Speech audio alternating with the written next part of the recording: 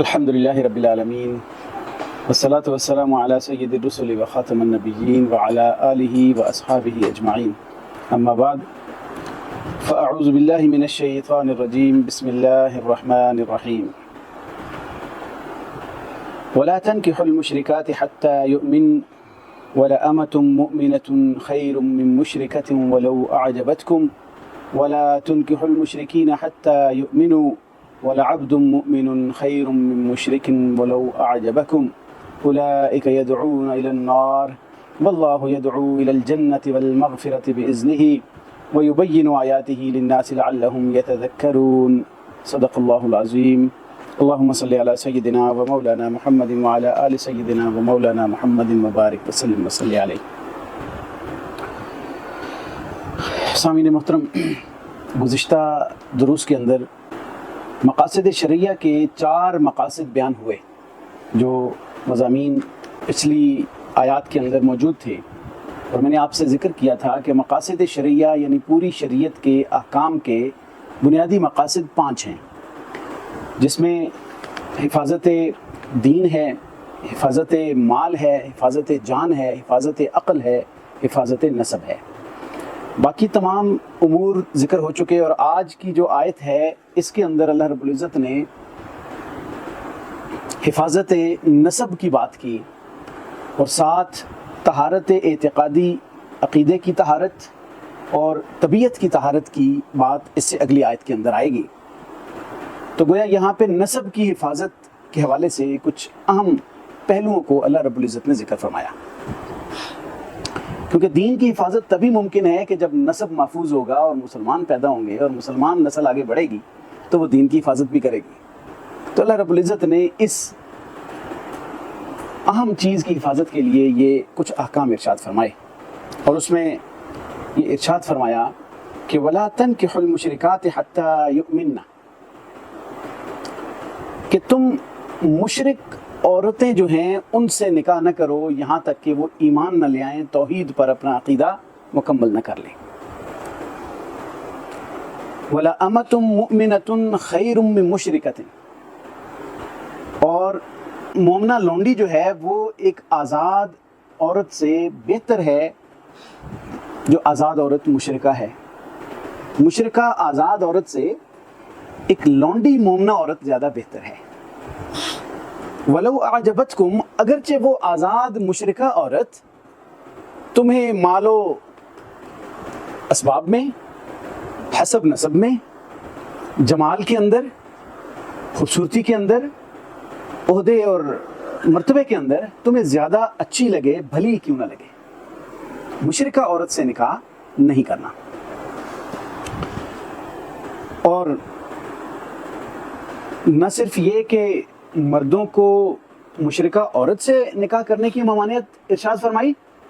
بلکہ یہ ارشاد فرمایا کہ وَلَا تُنْكِحُوا الْمُشْرِكِينَ حَتَّى يُؤْمِنُوا، اور نہ ہی تم اپنی جو با اختیار عورتیں ہیں ان کے نکاح مشرک مردوں سے کرو یہاں تک کہ وہ عقیدہ توحید پر ایمان نہ لے آئیں، وہ موحد نہ ہو جائیں، مومن نہ ہو جائیں. یعنی اپنی عورتوں کی شادیاں اور نکاح مشرک مردوں سے بھی کرنا اسی طرح ممنوع ہے جیسے مشرک عورتوں سے نکاح کرنا ناجائز ہے. کیوں؟ اور ساتھ فرمایا وَالْعَبْدُ مُؤْمِنٌ خَيْرٌ مِّن مُشْرِكٍ، اور جو مومن غلام ہے وہ بہتر ہے اس آزاد مشرک مرد سے. وَلَوْ أَعْجَبَكُمْ، اگرچہ وہ آزاد مرد انہی چیزوں کے اعتبار سے، مال و اسباب میں، حسب نسب میں، جمال کے اندر، کمال کے اندر، عہدے کے اندر، اقتدار کے اندر، یا کسی بھی وجہ سے وہ تمہیں بھلائی کیوں نہ لگے، خوبصورت کیوں نہ لگے، اس کا جسمانی ساخت اچھی لگ جائے، اس کی شکل و صورت اچھی لگ جائے، اگرچہ تمہیں بھلا لگے لیکن اس سے غلام مومن 1000 درجے بہتر ہے. اسلام کی ابتدائی دنوں میں مشرک مرد کا عورت سے اور مشرکہ عورت سے مرد مومن کا نکاح سٹارٹ میں تھا. ان آیات کی وجہ سے وہ حکم منسوخ ہو گیا، وہ عمل روک دیا گیا، اور اس کی ریزن یہ بیان فرمائی کہ جو مرد اور عورت کا اختلاط ہے یہ محبت ڈیولپ کرتا ہے، دلوں کے اندر قربت پیدا کرتا ہے، اور نکاح کے بعد جو ایک فیملی سسٹم قائم ہوتا ہے اس میں جو ایک اعتماد اور محبت ڈیولپ ہوتی ہے تو وہ اس لیول تک بعض اوقات چلی جاتی ہے کہ کسی دوسرے کے دین کو متاثر کرنے کے قریب پہنچ جاتی ہے۔ ایک مومن مرد ایک مشرکہ عورت سے اگر نکاح کر لیتا ہے تو عین ممکن ہے کہ وہ جو قرابت ہے، وہ محبت ہے، وہ مودت ہے، وہ اس لیول تک پہنچ جائے کہ اس مشرکہ عورت کا جو شرک ہے وہ سرایت کر کے مومن اور موحد مرد کے عقیدہ کو متاثر کر دے۔ یا اس کے برعکس ہے کہ اگر مومن عورت ہے اور مشرک مرد ہے تو یہاں تو خطرہ اس سے بھی کہیں زیادہ ہے، مرد حاکم ہے، مرد کے اثرات عورت پر منتقل ہونا وہ زیادہ پاسبل ہیں، تو اس لیے یہ دونوں صورتیں منع کر دی گئیں اور ارشاد فرمایا کہ اولئک یدعون الی النار۔ وجہ کیا ہے؟ وجہ یہ ہے کہ وہ جو شرک میں مبتلا لوگ ہیں وہ تو اپنے شرکیہ رستے کی طرف بلاتے ہیں، اور الٹیمیٹلی اس کا نتیجہ کیا نکلتا ہے کہ انسان شرکیہ رستے پہ چل کے جہنم کی طرف چلا جاتا ہے۔ تو گویا یہ لوگ جہنم کی طرف بلاتے ہیں، جہنم کی آگ کی طرف بلاتے ہیں۔ اولئک یدعون الی النار۔ اور اللہ تعالیٰ نے یہ فیصلہ کیوں دیا، یہ حکم کیوں ارشاد فرمایا؟ اس لیے کہ اللہ تعالیٰ تمہارے ایمان کی حفاظت کرنا چاہتا ہے، تمہارے نسب کی حفاظت کرنا چاہتا ہے، تمہاری ایماندار اولاد پیدا کروانا چاہتا ہے، تمہاری فیملی کے اندر ایمان کو قائم رکھنا چاہتا ہے، جس کا نتیجہ ہوگا جنت۔ واللہ یدعو الی الجنۃ والمغفرہ۔ اللہ تعالیٰ تمہیں جنت اور مغفرت کی طرف بلاتا ہے۔ اللہ تعالیٰ کا مقصود یہ فیصلہ دینے سے یہ ہے کہ وہ تمہیں جنت میں داخل کرنا چاہتا ہے اور تمہارا انجام جنت بنانا چاہتا ہے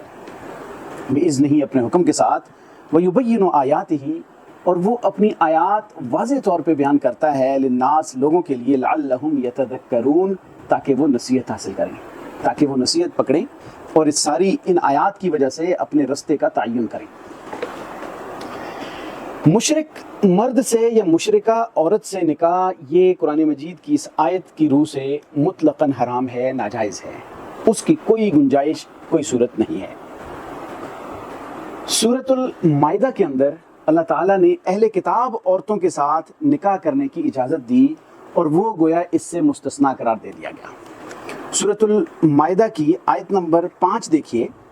جس میں اللہ رب العزت نے ارشاد فرمایا کہ تمہارے لیے جو اہل کتاب ہیں ان کا ذبح کیا ہوا جانور بھی حلال ہے، اور اس کے ساتھ ساتھ یہ ارشاد فرمایا، یعنی وطعام الذین اوتوا الکتاب حل لکم وطعامکم حل لہم، ان کا ذبح کیا ہوا جانور تمہارے لیے حلال ہے اور تمہارا ذبح کیا ہوا جانور ان کے لیے حلال ہے، اہل کتاب کے لیے۔ اور والمحصنات من المؤمنات، اور مومن عورتوں میں سے پاک دامن عورتیں بھی تمہارے لیے حلال ہیں۔ اور والمحصنات من الذین اوتوا الکتاب من قبلکم، اور وہ پاک دامن عورتیں بھی تمہارے لیے حلال ہیں جو اہل کتاب میں سے ہوں، جن کو کتاب دی گئی تم سے پہلے، یعنی اس سے پہلے جن کو کتاب دی گئی، تورات، زبور، انجیل جو بھی ہے۔ اذا آتیتموہن، آگے کچھ شرائط بیان کر دی کہ جب تم ادا کر دو ان کو ان کے حق مہر، اور محسنین، اپنے عزت کی حفاظت کرنے کے لیے، پاک دامن ہونے کے لیے یہ کام ہونا چاہیے، غیر مصافحین، اور صرف شہوت رانی کے لیے یہ کام نہیں ہونا چاہیے۔ نکاح صرف شہوت رانی کے لیے نہیں ہے، نکاح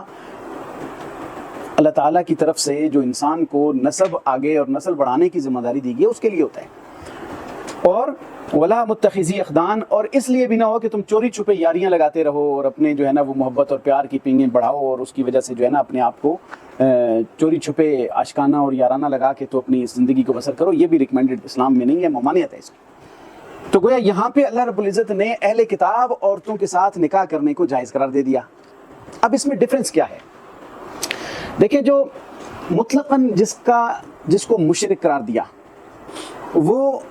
ان سے وہ مراد ہیں جو کسی نبی کو نہیں مانتے، کسی نبی کی شریعت کو نہیں مانتے،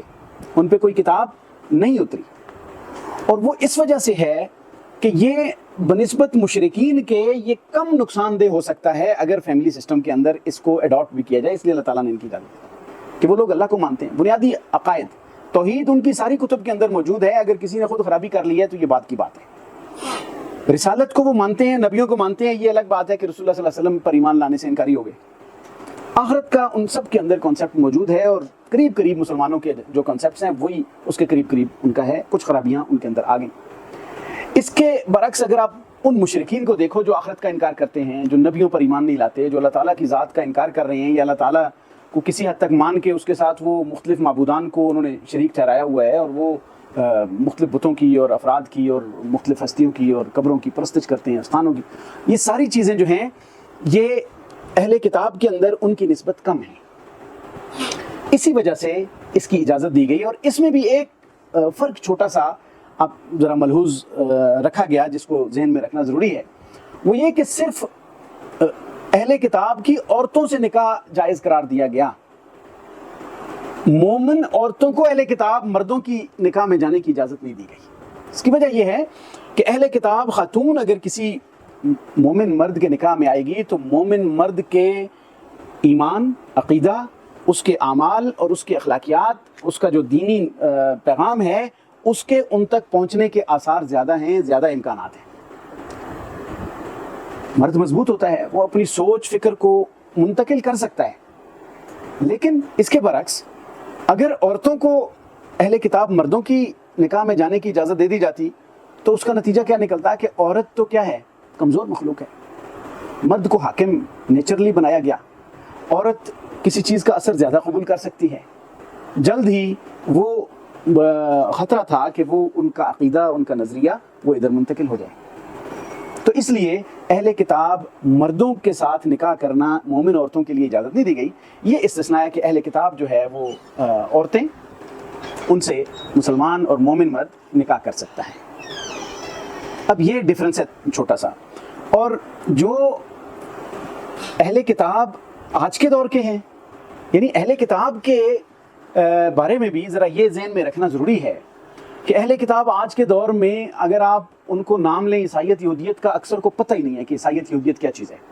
تورات انجیل کو جانتے نہیں سرے سے، اللہ کے وجود کا انہیں پتہ نہیں ہے، نبیوں کے بارے میں انہیں کانسیپٹ ہی نہیں ہے، بس نام کے بعض یہودی اور عیسائی موجود ہیں، بعض ایسے ہیں کہ جو اپنے عقیدے اور اپنے اس کے ساتھ بڑے کلوز ہیں اور اس کو سمجھتے ہیں، انڈرسٹینڈ کرتے ہیں۔ تو اس طرح کے جو دہریہ قسم کے لوگ ہیں جن کا خدا کے وجود کا ہی انکاری ہیں، وہ تو اس میں شامل ہی نہیں ہوتے۔ اس میں اہل کتاب سے مراد وہی اہل کتاب ہیں جو اپنی کتاب، اپنے انبیاء، ان کی تعلیمات کو صحیح طور پہ سمجھتے اور جانتے ہیں۔ اب یہ جو اجازت بھی دی گئی ہے یعنی مشرک مرد اور عورت سے، تو مطلقاً ممانعت آ گئی کہ اس کی وجہ سے دین، عقیدہ خلط ملط ہونے کا خطرہ ہے، اور مومن کے عقیدے اور ایمان کا تحفظ اتنا ہی ضروری ہے جتنا اس کے نسب کی تحفظ ضروری ہے۔ اس کے نسب کی بھی حفاظت اسلام کی ریکوائرمنٹ ہے، اور اس کے نسب کی بھی ہے، اور اس کے دین کی بھی حفاظت ریکوائرمنٹ ہے۔ جو اجازت دی گئی اہل کتاب عورتوں کے ساتھ نکاح کرنے کی، وہ اجازت بھی ایک جواز کی حد تک دی گئی ہے کہ اگر اہل کتاب عورت سے نکاح کر لیا، نکاح ثابت ہو جائے گا، نسب ثابت ہوگا، اولاد نسب دار ہو جائے گی، بس۔ ورنہ اس کو ریکمینڈ نہیں کیا گیا، پسند نہیں کیا گیا، اور اس کو ناپسندیدہ قرار دیا گیا ہے۔ صرف اہل کتاب کی بات نہیں ہے، مسلمان عورتوں کے اندر بھی آپ صلی اللہ علیہ وسلم نے واضح طور پہ اس چیز کی ہدایات دی، اور وہ کیا دی؟ نبی پاک صلی اللہ علیہ وسلم نے ارشاد فرمایا کہ عورت کے ساتھ نکاح 4 باتوں کی بنیاد پہ کیا جاتا ہے۔ عورت کے ساتھ نکاح 4 وجوہات، 4 وجوہ کی بنا پہ کیا جاتا ہے۔ ایک مال کی وجہ سے کیا جاتا ہے، ایک اس کے حسب نسب کی وجہ سے کیا جاتا ہے، ایک اس کے حسن و جمال کی وجہ سے کیا جاتا ہے، اور ایک دینداری کی وجہ سے کیا جاتا ہے۔ آپ علیہ الصلوۃ والسلام نے ارشاد فرمایا کہ تم دینداری والی عورت کا انتخاب کرو ورنہ تم نقصان اٹھاؤ گے۔ دیندار عورت سے نکاح کرو تاکہ وہ تمہاری اولاد کی دینداری کے بھی ضمانت مہیا ہو جائے، گھر کے اندر دین جو ہے وہ اس کا نفاذ ہو۔ اسی طرح آپ علیہ الصلوۃ والسلام نے بے شمار ایسے ارشادات ہیں جس میں آپ نے یہ ارشاد فرمایا کہ دیندار عورت سے نکاح کرو۔ ایک حدیث میں تو آتا ہے کہ دنیا ساری کی ساری متاع ہے، فائدے کی چیز ہے، ساز و سامان ہے، لیکن دنیا کی سب سے بہترین متاع اور ساز و سامان اور فائدے کی چیز دیندار عورت ہے، اور دیندار خاتون ہے جو اس کے دین میں اس کی معاملت کرتی ہے۔ دنیا کی سب سے زیادہ بڑی دولت کون سی چیز ہے؟ دیندار خاتون ہے۔ یعنی لوگ صرف مالداری کی بنیاد پہ شادیاں کرتے ہیں تو بعد میں کیا انجام ہوتے ہیں؟ صرف حسن کی وجہ سے کچھ عشق معشوقی چل نکلی تو اس کو مکمل کرنے کے لیے صرف اپنے جو ہے نا وہ انتخاب کر لیتے ہیں، لیکن بعد میں بڑی بری طرح ناکامی کا سامنا کرنا پڑتا ہے۔ یہ کوئی چند دنوں کی بات نہیں ہوتی نکاح، یہ ایک ایگریمنٹ ہے جس سے پورا ایک انسٹیٹیوشن آف فیملی وہ ڈیولپ ہوتا ہے۔ فیملی انسٹیٹیوشن کوئی چھوٹا سا انسٹیٹیوشن نہیں ہے، سوسائٹی کی تکمیل میں فرد کے بعد سب سے بڑا یونٹ فیملی یونٹ ہوتا ہے، پھر سوسائٹی بنتی ہے۔ تو جو فیملی یونٹ ہے یہ اسٹرانگ ہونا بہت ضروری ہے۔ اس کے اندر ترجیحات بتائی گئی، آپ نے فرمایا دیندار عورت کا انتخاب کرو، ایون دینداری کے علاوہ بھی کفر کا حکم دیا گیا، برابری دیکھا کرو مختلف چیزوں میں، یعنی مال و اسباب میں بھی برابری دیکھ لینا بہتر ہے، وہ واجبات کی حد تک تو نہیں ہے کہ ڈفرینس ہو سکتا ہے، حسب نسب کے اندر بھی برابری ہو جائے تو زیادہ بہتر ہے، ورنہ جو تفاوت کا ایک تصور ہے ذہن کے اندر وہ ہمیشہ تنگ کرے گا، کوشش یہ کی جائے۔ اس کے علاوہ جو مالی اعتبار سے بھی بہت بڑے ڈفرینس کو اگر ملحوظ رکھا جائے تو کسی وقت اس کی وجہ سے بھی پرابلمز آ سکتی ہیں۔ حسن و جمال کے اندر بھی بہت بڑا فرق ہوگا تو دونوں کے دل کے اندر وہ ایک عجیب سی کیفیت ہمیشہ رہے گی جو کہ ریکوائرڈ نہیں ہے، جو مناسب نہیں ہے فیملی سسٹم کے اندر۔ ان سب چیزوں کا لحاظ رکھ کے جب شادیاں کی جاتی ہیں تو وہ کامیاب شادیاں ہوتی ہیں، آپ علیہ الصلوۃ والسلام نے تعلیمات دی۔ تو لیکن ان میں کچھ چیزوں کو تو لوازمات کی حد تک، جیسے یہ شرک، اس کی ممانعت حرمت کی حد تک کر دی کہ یہ تو کسی صورت میں ٹالریٹ نہیں کیا جائے گا۔ باقی چیزوں کو ریکمینڈ تو کیا لیکن اس کو فرض واجب قرار نہیں دیا تاکہ انسان کی سوشل لائف میں ترجیحات کا تعین تو ہو سکے، ہرڈلز نہ آئیں اور سسٹم نہ رکے، سسٹم چلتا رہے، فیملی سسٹم اپنی ترتیب سے چلتا رہے۔ بعض اوقات ایسے سرکمسٹانسز نہیں ہوتے کہ ساری چیزیں ایکول مل جائیں، اس لیے اس میں جواز موجود ہے۔ اسی طرح اہل کتاب عورتوں کی بات جو کی گئی کہ وہ جواز کی حد تک تو ٹھیک ہے لیکن وہ ریکمینڈڈ نہیں ہے۔ حضرت عمر فاروق رضی اللہ تعالیٰ عنہ کے دور میں عراق اور شام کے لوگوں کی کچھ یہ ٹرینڈ کا پتہ چلا کہ وہ زیادہ اہل کتاب عورتوں سے شادیاں کر رہے ہیں۔ حضرت عمر فاروق رضی اللہ تعالیٰ عنہ کو پتہ چلا تو انہوں نے کہا کہ یہ تو بڑا خطرناک ہے، تو آپ نے ایک حکم نامہ جاری فرمایا اور مسلمانوں کو اس اقدام سے روکا اور فرمایا کہ غیر مسلم عورتوں کا مسلمانوں کے گھروں میں اس کثرت سے آنا نہ تو دیانتاً ٹھیک ہے کہ اس کے نقصانات دینداری کے اندر بھی ہوں گے، اور نہ ہی سیاستاً ٹھیک ہے کہ ملک کا جو نظام آگے بڑھ رہا ہے وہ عورتیں سازشوں کا جال بن کے بعض اوقات مسلمان گھروں کے اندر سے وہ مسلم نظام کو تباہ کرنے کے لیے بڑا اہم رول پلے کرتی رہی ہیں۔ ماضی کی بڑی اس میں مثالیں موجود ہیں، کئی کتابیں لکھی گئی ہیں جن کے اندر یہ پوائنٹ آؤٹ کیا گیا کہ کس کس دور میں غیر مسلم عورتوں نے مسلمانوں کے گھروں میں نکاح کے ذریعے آ کے تو کتنے بڑے بڑے نقصانات پہنچائے۔ تو اس لیے یہ ٹرینڈ نہیں ہونا چاہیے، اور اس کے اندر بہترین چیز یہ ہے کہ حتیٰ یؤمنو، یہاں تک کہ وہ ایمان لے آئیں۔ کوشش یہ کی جائے اگر کسی کو کوئی ایسا کیس ہو جاتا ہے تو اس میں کوشش یہ کی جائے کہ بھئی اس کو ایمان کی طرف راغب کیا جائے، مومن کر کے شادی کر لی جائے، نکاح کر لی جائے۔ ورنہ کتنی پیاری بات اللہ رب العزت نے فرمائی کہ چاہے وہ تمہیں حسن و جمال میں، مال و اسباب میں، عہدے مرتبے میں جتنی بھی خوبصورت لگتی ہے، بھلی لگتی ہے، اس سے وہ لونڈی بہتر ہے جس کو تم معاشرے میں کم تر درجہ دیتے ہو، کیونکہ اسلام کے نزدیک یہ کوئی ڈسکریمنیشن نہیں ہے، کوئی فرق نہیں ہے۔ بلال حبشی رضی اللہ تعالیٰ عنہ کو وہ عزت عطا کی گئی جو بڑے بڑے سرداروں کو نہیں ملی تھی۔ تو اسلام تو کہتا ہے کہ مومن ہونا، ایماندار ہونا سب سے بڑی صفت ہے، اس کو ملحوظ رکھو، باقی ساری چیزوں کو پس پشت ڈال دو، باقی ساری چیزوں کو ملحوظ رکھنے کی ضرورت نہیں ہے، صرف ایمان کو ملحوظ رکھو۔ ایمانداری، دیانتداری، یہ اصل چیز ہے جو فیملی لائف کے اندر ریکوائرڈ ہے۔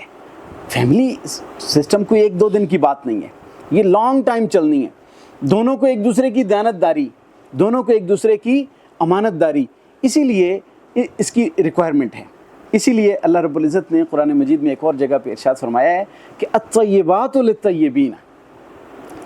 کہ جو پاکیزہ عورتیں ہیں نا وہ پاکیزہ مردوں کے لیے، والطیبون للطیبات، اور پاکیزہ مرد پاکیزہ عورتوں کے لیے، یعنی یہ ایک ایسا کمبینیشن ہونا چاہیے۔ اور والصالحات قانتات، جو نیک عورتیں جو ہیں یہ اللہ رب العزت کو محبوب ہیں، اور یہ بہترین سرمایہ ہیں جو قناعت کرنے والی۔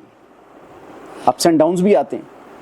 بہت امیر گھرانے کی شادی ہو جانے کے بعد مرد پہ تھوڑی سی معاشی کمزوری آتی ہے تو جھگڑے فوراً کھڑے ہو جاتے ہیں، یہ تو میری ضروریات نہیں پوری کر رہا۔ تو قانتات ہونی چاہیے، قناعت کرنے والی ہونی چاہیے،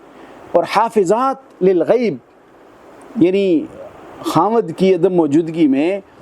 اس کی مال کی، جان کی، عزت کی، آبرو کی حفاظت کرنے والی ہونی چاہیے. ایمان والی عورتوں کی صفتیں بیان کی ہیں اللہ رب العزت نے قرآن مجید کے اندر. تو یہ اس لیے یہ کمبینیشن بنانے کی اللہ رب العزت نے